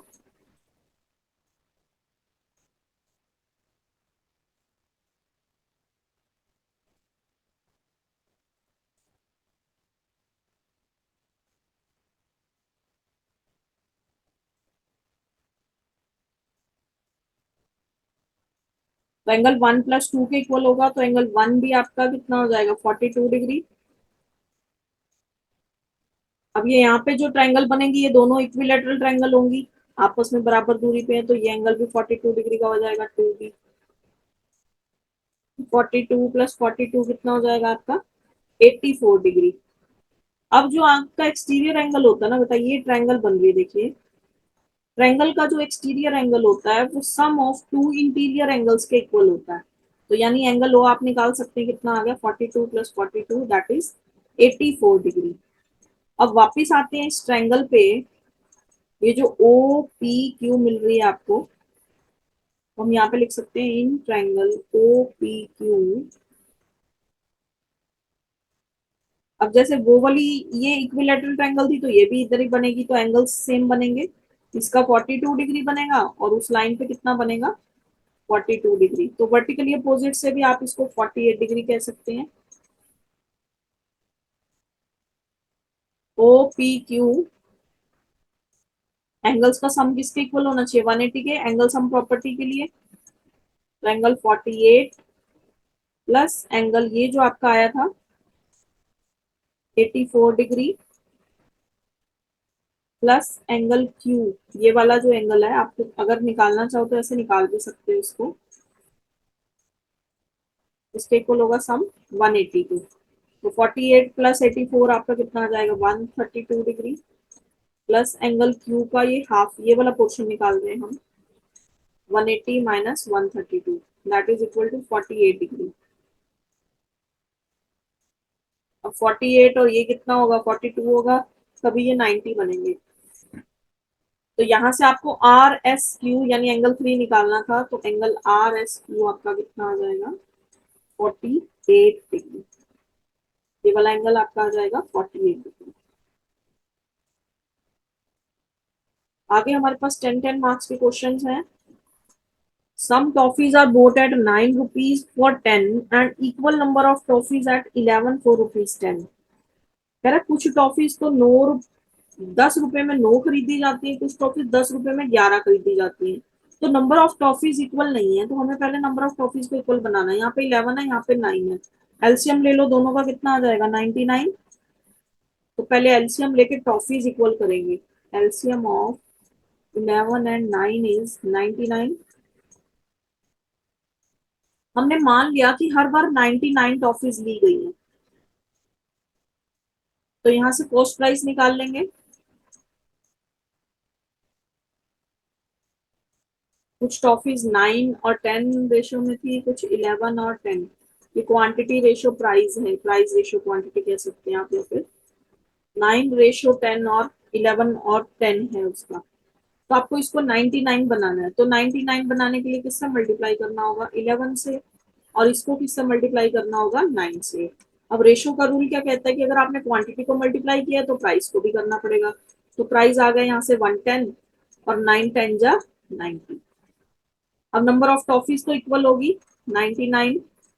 110 में खरीदी 99 और 90 रुपीज में भी खरीदी कितनी 99।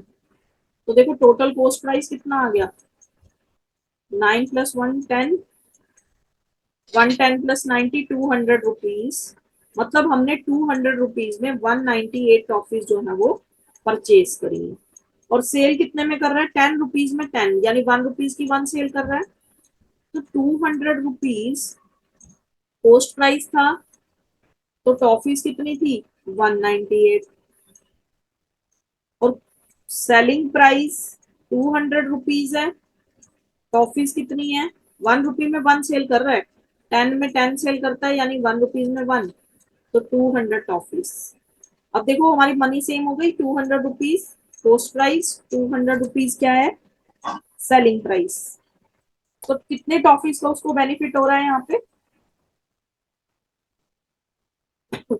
बेनिफिट नहीं हो रहा, सॉरी लॉस हो रहा है। 198 खरीद के लाया, बेच कितनी रहा है 200, तो 2 टॉफीज का लॉस हो रहा है उसको। Loss of 2 toffees. उसने पूछा था फाइंड द गेन और लॉस परसेंट, अच्छा परसेंटेज भी निकालनी है। तो परसेंटेज निकालने के लिए क्या करेंगे, loss percent is equal to loss upon CP into 100 होता है।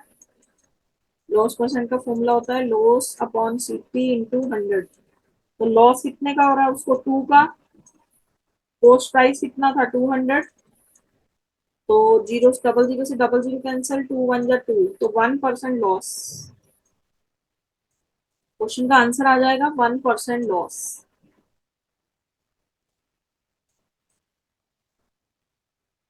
अगला क्वेश्चन देखिए। A lead pencil consists of a cylinder of wood with a solid cylinder of graphite filled into it. वो कह रहा है एक पेंसिल है, पेंसिल के अंदर जो सिक्का होता है वो लेड, वो भरा हुआ है। तो वो ब्लैक कलर का ऐसे सिक्का होता है ना, जिसे पेंसिल लिखी जाती है, हम लिखते हैं, वो लेड जो है वो ग्रेफाइट का है, solid cylinder of graphite field into it. बाहर वुडन पेंसिल है, बाहर वुड लगी है, और अंदर जो है ग्रेफाइट या फिर लेड, सॉरी, ये ग्रेफाइट फिल किया है, और ये आपका वुडन पार्ट है साइड पे। लेंथ आपको कितनी दी है, diameter of the pencil is 7 mm। Diameter is 7 mm, 7 millimetre का डायमीटर है। तो रेडियस निकाल सकते हैं आप, 7/2 mm हो जाएगा। अब देखिए ये में दिया है, और डायमीटर ऑफ ग्रेफाइट, जो अंदर वाला ग्रेफाइट है उसका डायमीटर है आपका 1 mm। पूरे डायमीटर कितना था, 7 mm, और ग्रेफाइट का डायमीटर है 1 mm। और पेंसिल की जो लेंथ है वो 10 सेंटीमीटर की लेंथ है। अब आपको क्या कैलकुलेट करना है, weight of the whole pencil. If the specific gravity of the wood is 0.7 gram per centimetre cube and that of graphite is 2.1 centimetre gram per centimetre cube. तो पहले आप रेडियस निकाल लेंगे इसका, यहाँ पे रेडियस आ जाएगा आपका, इसको हम एक्स्ट्रा शीट पे कर लेते हैं।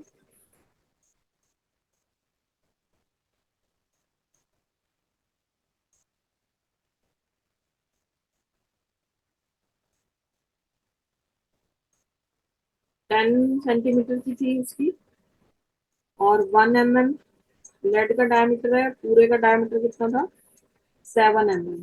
तो को आपको सेंटीमीटर में चेंज करना होगा पहले। तो पहले लिखेंगे रेडियस ऑफ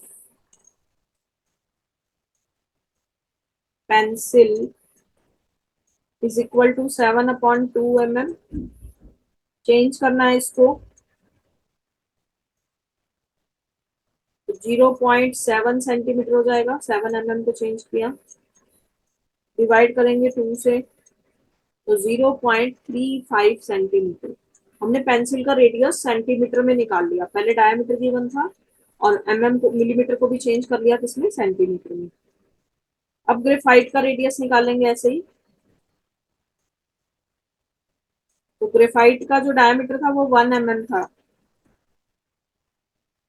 डिवाइड कर देंगे इसको 2 से, और 10 सेंटीमीटर से मल्टीप्लाई करने के लिए कर देंगे, तो 0.1/2 centimetre, that is equal to 0.05 centimetre. तो देखिए हमने पहले रेडियस पेंसिल का निकाला, फिर हमने रेडियस किसका निकाल लिया, ग्रेफाइट का, जो अंदर सिक्का है। अब क्या निकालना है आपको, वॉल्यूम। तो वॉल्यूम का फॉर्मूला πr1²h, इसको हम रेडियस 1 लेट कर लेते हैं, इसको रेडियस 2। तो 22/7 इंटू 0.35 इंटू 0.35 इंटू 10 की लेंथ थी, तो 3.85 सेंटीमीटर क्यूब आ जाएगा यहाँ से, 7 1 जा 7, 7 5 जा,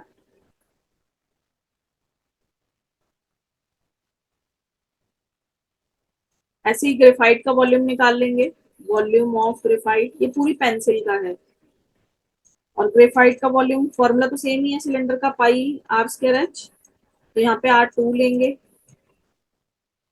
तो 22/7 इंटू 0.05 इंटू 0.05 इंटू 10। ये क्वेश्चन आपको 10 मार्क्स में आ रखा है बेटा। 0.0785 सेंटीमीटर क्यूब यहाँ से क्या आ जाएगा, ग्रेफाइट का वॉल्यूम। अब वॉल्यूम ऑफ वुड निकालना है,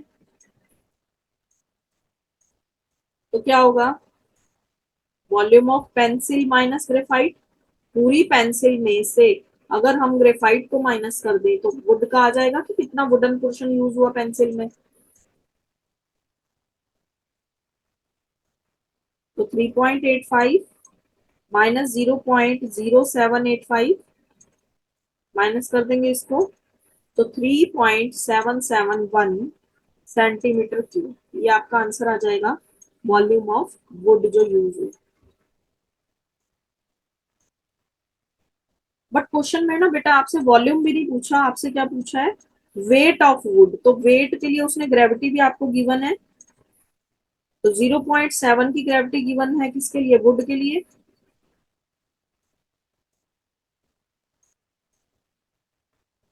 तो weight of product is equal to specific gravity multiply by volume. अगर वॉल्यूम को ग्रेविटी से मल्टीप्लाई कर दें तो हमारे पास टोटल वेट आ जाएगा उसका। यहाँ से आप किसी भी प्रोडक्ट का वेट फाइंड आउट कर सकते हैं, चाहे पेंसिल है या कोई और।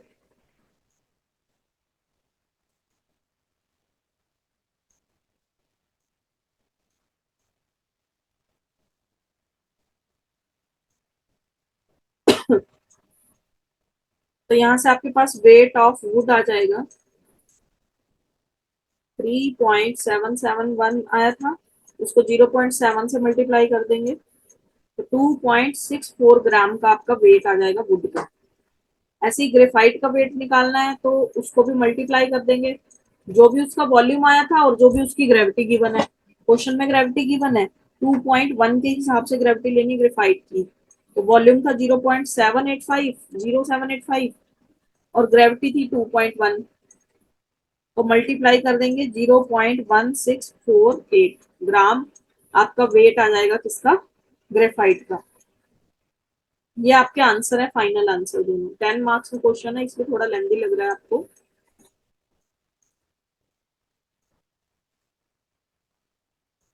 अगला क्वेश्चन देखिए, difference between the compound interest and simple interest on a sum of money 10% पर annum for 2 years is 500 rupees. कह रहा है कुछ मनी है उसको अगर कंपाउंड इंटरेस्ट पे देते हैं और सिंपल इंटरेस्ट पे देते हैं, तो दोनों से जो भी इंटरेस्ट मिलता है दोनों के बीच में डिफरेंस है 500।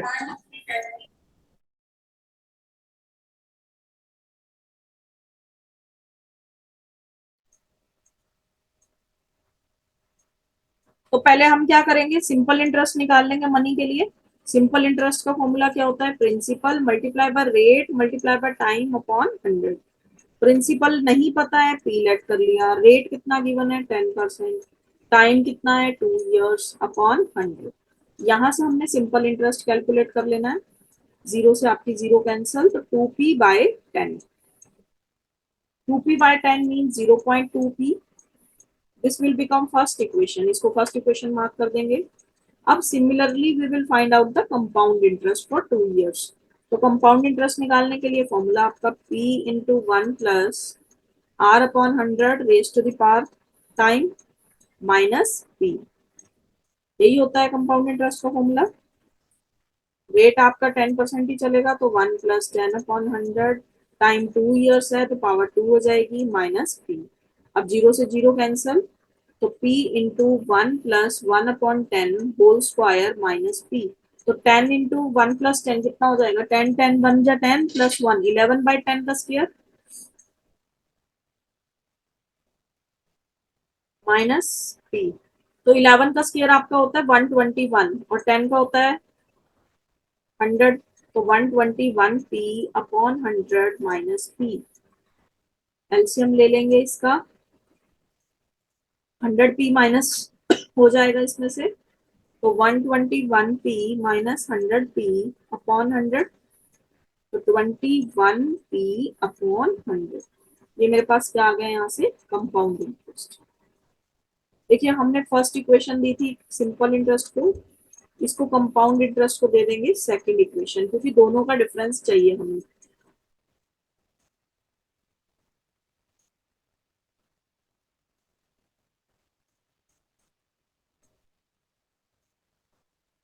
तो यहाँ से हम क्या कह सकते हैं इसको, 0.21p,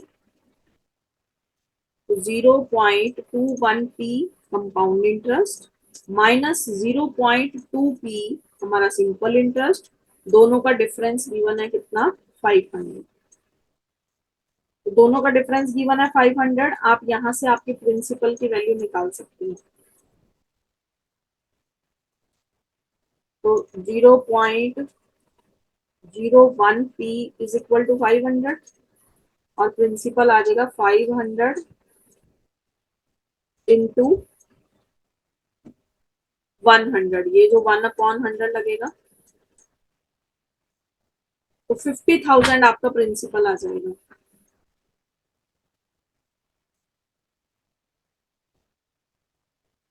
आंसर में प्रिंसिपल ही पूछा है, अमाउंट नहीं पूछा, तो प्रिंसिपल आ जाएगा 50,000।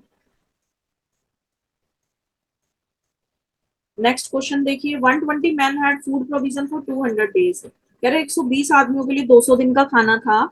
After 5 days 30 man died due to an epidemic.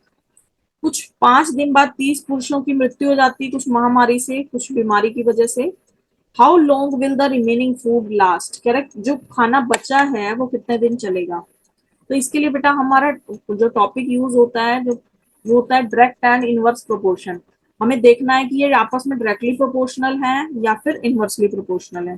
तो दोनों के बीच में इनवर्स रिलेशन है, पीपल और डेज के बीच में। जितने ज्यादा नंबर ऑफ पीपल होंगे उतना कम दिन खाना चलेगा, और अगर आदमी कम हो जाए खाना खाने वाले तो ज्यादा दिन चलेगा, मीन्स इनवर्स रिलेशन है। तो हम टेबल बनाएंगे यहाँ पे, number of main, days, food will last, कि खाना कितने दिन चलेगा। तो number of man first time में कितने थे 120, खाना कितने दिन चलना था 200 डेज। नेक्स्ट टाइम में 30 मैन डाइड, तो बचे कितने 90, 120 में से 30 माइनस कर देंगे। अब खाना कितने दिन चलना है वो निकालना है, तो आपने लेट कर लिया कि x डेज के लिए चलेगा फूड। तो इनवर्स रिलेशन है दोनों के बीच में। तो इसका फॉर्मूला होता है बेटा m1d1 is equal to m2d2। तो 120 इंटू 200, 24,000 टोटल प्रोविजन था आपका। 120 इंटू 200, इसको दोनों को मल्टीप्लाई कर दिया। अब रिड्यूस कितना हुआ देखिए, 5 दिन के बाद क्या हुआ, 120 पीपल का 5 डेज का खाना उसमें से माइनस कर देंगे। 5 दिन तो उन्होंने खाना खाया है ना, तो वो माइनस करेंगे। तो 120 इंटू 5 600। तो टोटल प्रोविजन 25,000 लोगों का था, 600 उसमें से माइनस कर देंगे क्योंकि 5 डेज उन्होंने खाना खा लिया। तो जो बचा है उसके लिए निकालना है आपको, तो 10 माइनस 6 4, दिस विल बिकम 3, तो 23,400। अब 23,400 लोगों आदमियों का खाना बचा है आपके पास। अब छोड़ के कितने जा रहे हैं 30, तो 120 माइनस 30 आपके पास, ये तो हमने निकाल लिया 90 आ गया। अब यही खाना कितने लोगों को चलाना है 90% को, तो कितने दिन के लिए चलेगा, तो देख लो 90 से डिवाइड कर लो इसको। तो number of days food will last is equal to 23,400 man का खाना है, 90 मैन रोज खाएंगे तो कितने दिन में कंप्लीट होगा, 9 से कटिंग कर देंगे, 9 2 जा 18, 9 6 जा 54, 0 का 0। तो 260 डेज मोर, 260 दिन और चलेगा उनका खाना, मतलब जितना चलना था वो तो चलेगा ही, प्लस एक्स्ट्रा 260 डेज मिल जाएंगे। किसकी वजह से, बिकॉज ये 30 पीपल जो चले गए। नेक्स्ट क्वेश्चन बहुत इजी है आपका, वैल्यू निकालनी है आपको p की। तो 8p is equal to a square minus b square की आइडेंटिटी यूज होगी सब में। किसके इक्वल होता है a plus b into a minus b. तो 59 प्लस 51 इंटू 59 माइनस 51। 59 में से 51 माइनस कर दिया, कितना आ गया 8। 59 प्लस 51 कितना हो गया, 59 प्लस 1 60, 60 प्लस 50 110। तो 8p की वैल्यू आ गई 110 इंटू 8, 8 से 8 कैंसल, p की वैल्यू आ गई 110। तो फर्स्ट क्वेश्चन ए पार्ट कंप्लीट होता है हमारा यहाँ पे 110। अब सिमिलरली बी पार्ट है, देखिए ए प्लस बी के होल स्क्वायर का फॉर्मूला खोलेंगे और ए माइनस बी का, तो a plus b whole square is equal to a square plus b square plus 2ab and a minus b whole square की identity a square plus b square minus 2ab। तो यही open करेंगे यहाँ पे, a b p is equal to 3a square plus b square plus 2 into 3a into b. ऐसी minus की identity bracket में open करेंगे, 9a square plus b square minus 2 3 जा 6ab। इसको भी आप ओपन करके लिख सकते हो, 9a square plus b square plus 6ab। अब बाहर माइनस का साइन है, अंदर के साइन रिवर्स हो जाएंगे आपके, माइनस माइनस प्लस 6ab। अब ये भी कैंसिल हो गया, ये भी कैंसिल, तो 6 plus 6 12ab। A b p is equal to 12ab, a b से फिर ए बी कैंसिल, पी की वैल्यू आ गई 12। तो सेकंड ऑप्शन के लिए पी की वैल्यू निकालनी थी, दैट इज इक्वल टू 12। अगला है 143p is equal to 76 square minus 67 square. Same formula लगाएंगे, a square minus b square, 76 एक बार इसको ऐड करेंगे, एक बार इसको माइनस, तो 76 प्लस 67 143 इंटू 76 में से 67 चले गए 9, तो 143p is equal to 143 into 9, 143 से 143 कैंसल, p की वैल्यू 9। बहुत इजी क्वेश्चन था ये। अगला आपका 441 minus p square is equal to 21 का स्क्वायर भी 441 होता है, माइनस 17 का स्क्वायर, इसको ऐसे ही रहने देंगे अभी। अब देखिए 441 इधर भी है इधर भी है, दोनों cancel, minus p square is equal to minus 17 whole square. अब माइनस से माइनस भी कैंसल, p का स्क्वायर 17 के स्क्वायर के इक्वल है, इट मींस p की वैल्यू कितनी होगी 17। तो डी ऑप्शन के लिए p की वैल्यू कितनी आ गई 17। अगला क्वेश्चन है आपका, अब साइकिल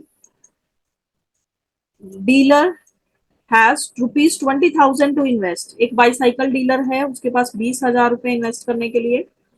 एक बाईसाइकिल जब वो खरीदता है तो 800 रुपए की आती है, प्राइस ऑफ बाईसाइकिल इंक्रीज कर जाता है कितने से 25% से, जो साइकिल वो खरीद रहा था पहले उसके प्राइस बढ़ गए। अब बताना है कि उतने ही पैसों में वो कितनी बाईसाइकिल्स खरीद पाएगा। मतलब कुछ पहले खरीदता होगा नंबर ऑफ बाईसाइकिल्स, अब प्राइस इंक्रीज होने की बजाय मतलब की वजह से कितनी बाईसाइकिल्स वो परचेज कर पाएगा। तो हम इसको कैसे लिखेंगे, देखिए गिवन इन्वेस्टमेंट, क्वेश्चन में इन्वेस्टमेंट गिवन है कितनी है 20,000 की। एक बाईसाइकिल का प्राइस क्या है, price of one bicycle is equal to 800 rupees. अब जो 25% इंक्रीज हुआ वो 800 पे होगा हर बाईसाइकिल पे, तो price increase is equal to कितना इंक्रीज हो रहा है 25%। तो 800 का 25% निकाल लेते हैं, 25% होता है 1/4, तो 200 रुपीज इंक्रीज हो जाएगा। अब न्यू प्राइस क्या आ जाएगा आपका 1000। पहले 800 की साइकिल मिलती थी, अब 200 रुपये और बढ़ गए उस पर, अब साइकिल कितने की मिलने लग गई 1000 की। अब इन्वेस्टमेंट तो उसको सेम ही यूज करनी है, यानी 20,000 की इन्वेस्टमेंट में 1000 के हिसाब से वो कितनी साइकिल्स परचेज कर पाएगा। तो number of cycles is equal to 20,000 divide by 1000, that is 20। तो 20 बाईसाइकिल्स ही विल परचेज। अगला क्वेश्चन है आपका, एक ट्रेपीजियम कंस्ट्रक्ट करना था आपको, इसके अंदर पी क्यू लाइन जो है वो पैरेलल है किसके, आर एस के। तो पी क्यू लाइन आपने ले लेनी है, कितनी गिवन है क्वेश्चन में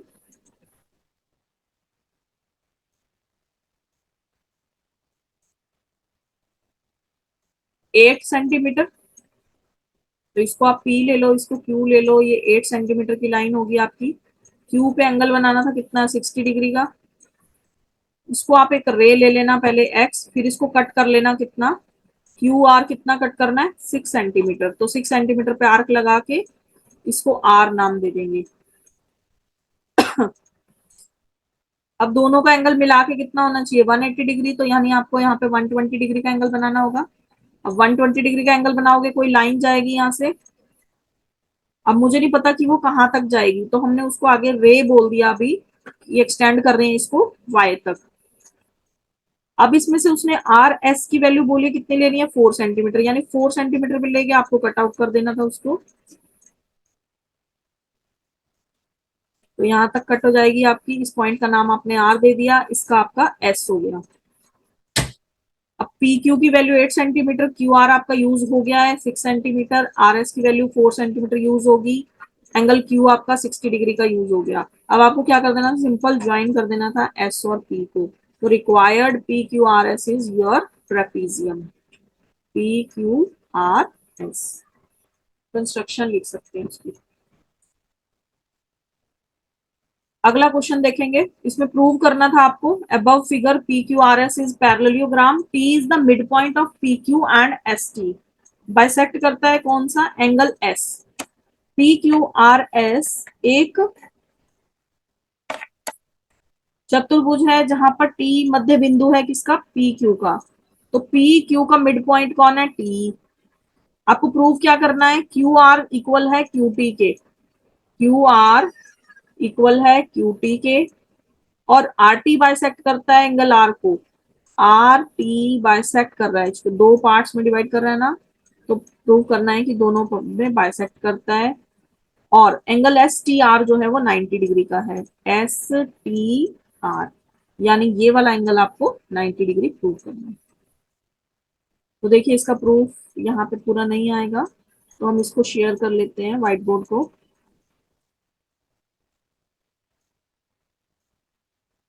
तो देखिए we have P Q R S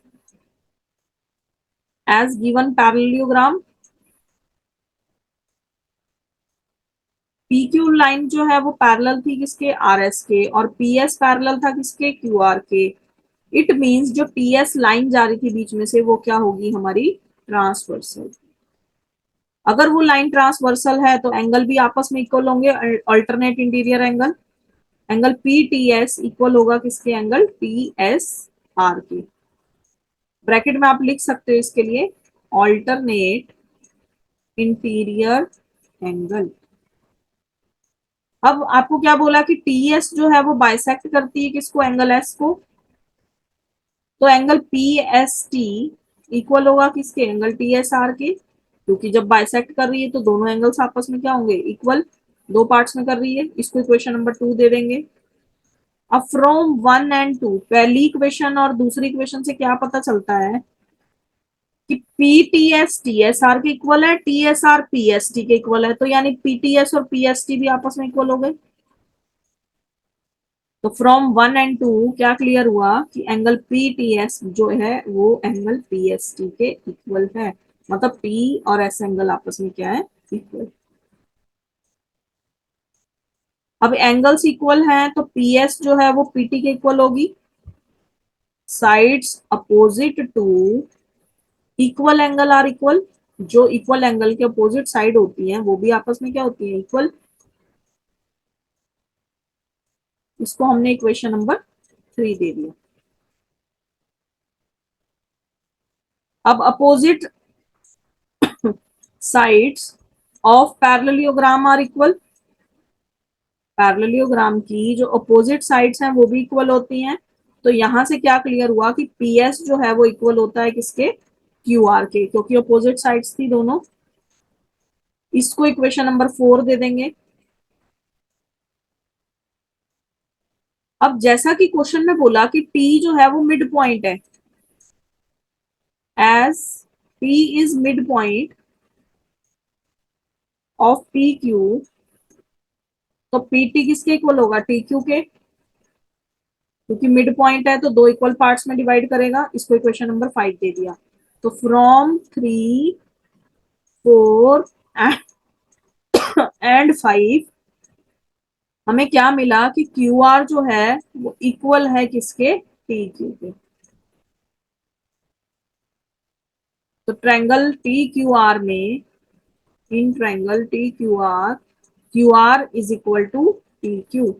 अगर ये दोनों आपस में इक्वल हैं तो एंगल क्यू टी आर और एंगल क्यू आर टी आपस में इक्वल होंगे, क्योंकि अभी हमने बात की थी कि opposite angle of equal side are equal, angles opposite to equal side are equal.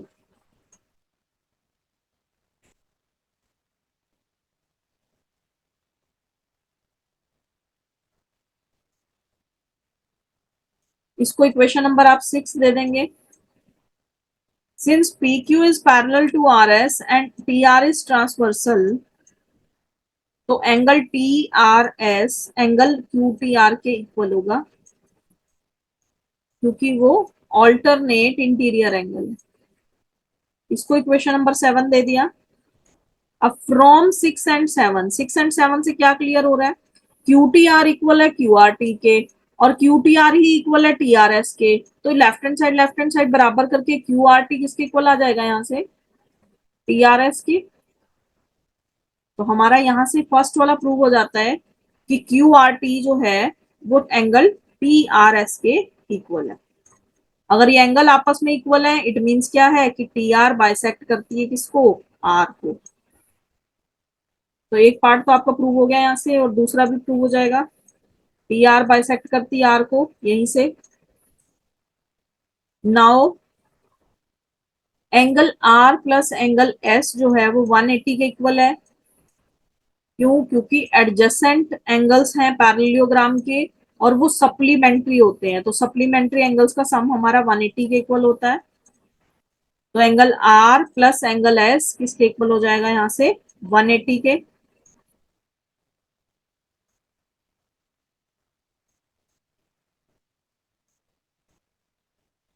अगर हम इसको 2 से डिवाइड कर दें,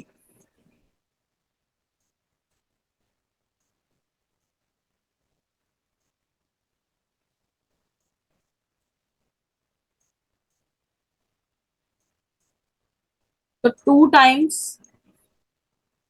of angle R plus 2 times of angle S किसके इक्वल होगा, 180 divide by 2 that is equal to 90 degree. तो angle T R S plus angle T S R यहां से किसके इक्वल हो जाएंगे, आपके 90 डिग्री के। इसको इक्वेशन नंबर 8 दे देंगे। अब एंगल सम प्रॉपर्टी क्या कहती है, ट्रायंगल टी एस आर में एंगल सम प्रॉपर्टी कहती है कि तीनों एंगल्स का सम किसके इक्वल होना चाहिए, 180 के। तो तीन एंगल्स कौन कौन से हैं उसके, T R S plus T S R plus R T S, इन तीनों का सम किसके इक्वल आना चाहिए, 180 के, एंगल सम प्रॉपर्टी से। तो टी आर एस हमारा 90 आया है, आर टी एस हमको निकालना है। अच्छा, इन दोनों का सम आया था, T R S plus T S are का सम आया था 90, तो इन दोनों की जगह पे 90 लिख दिया। और आर टी एस कितना आ जाएगा, 180 माइनस 90। तो एंगल आर टी एस भी कितना आ गया, 180 minus 90 that is equal to 90 degree. तो यहाँ आपकी सारी थ्योरम प्रूव होती है ये वाली। ये 10 मार्क्स में आपको आई है इतनी बड़ी theorem.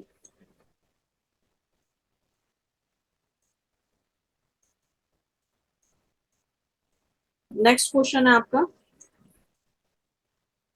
3 sets of English, mathematics and science books containing 336, 240 and 96 books respectively have to be stacked in such a way that, अब बुक्स को एक के ऊपर एक लगाना है, इस हिसाब से स्टैक करना है इनको। They are stored subject wise, एक तो उनको सब्जेक्ट वाइज लिखना है, रखना है, और उनकी जो हाइट है स्टैक की सेम होनी चाहिए, मतलब बराबर हाइट होनी चाहिए। तो आपको बताना है कितने स्टैक्स ऐसे बनाए ताकि जो हाइट है वो सेम रहे, और नंबर ऑफ बुक्स जो है उसके अंदर वो वेरी कर सकती है। तो हाइट सेम रहने का मतलब है आपको एचसीएफ फाइंड आउट करना है इसका। तो आप एचसीएफ निकालेंगे 330, 240 और 96 का। तो फैक्टर से भी निकाल सकते हैं।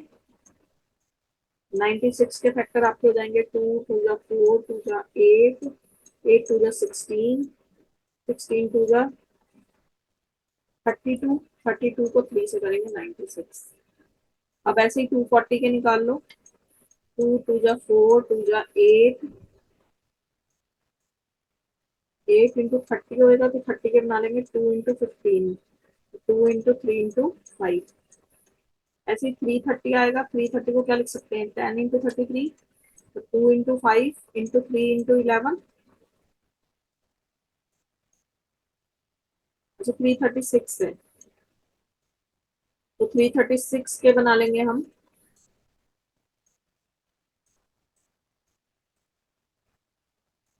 2 2 जा 4, 2 जा 8, 8 2 जा 16, 16 3 जा 48, 48 into 7। तो यहाँ से आपका HCF निकाल लेंगे। HCF होता है हमारे कॉमन फैक्टर्स, तो जो कॉमन आ रहा है 1 2 3 4, 1 2 3 4, 1 2 3 4, यानी 4 टाइम्स तो 2 आ रहा है, तो वो आपका HCF में आ जाएगा। और 3 सब में आ रहा है, 3 3 3, तो 3 भी आपका HCF में आ जाएगा into 3। तो HCF कितना आ गया आपका 48। यानी मुझे कुछ ऐसा स्टैक्स बनाना है जिसके अंदर 48 बुक्स आएंगी हर स्टैक में। तो HCF 48 आ गया। अब नंबर ऑफ स्टैक्स निकालनी है। अब देखिए नंबर ऑफ बुक्स के स्टैक निकालने हैं, तो स्टैक ऑफ इंग्लिश बुक निकालेंगे। देखो 48 तो HCF आ गया, ये 48 बुक्स रखनी है हर स्टैक में। लेकिन इंग्लिश के कितने स्टैक बनेंगे, मैथ के कितने बनेंगे, वो आपको बताना है। तो stack of math, stack of English and stack of science. तो साइंस के कितने हैं 96, डिवाइड कर देंगे 48 से। ऐसे ही मैथ के 240 थे, डिवाइड करेंगे 48 से। इसके थे 336, डिवाइड करेंगे 48 से। तो इंग्लिश के स्टैक्स आ जाएंगे आपके, डिवाइड कर लो इसको, 48 into 7 पे कटेगा ये।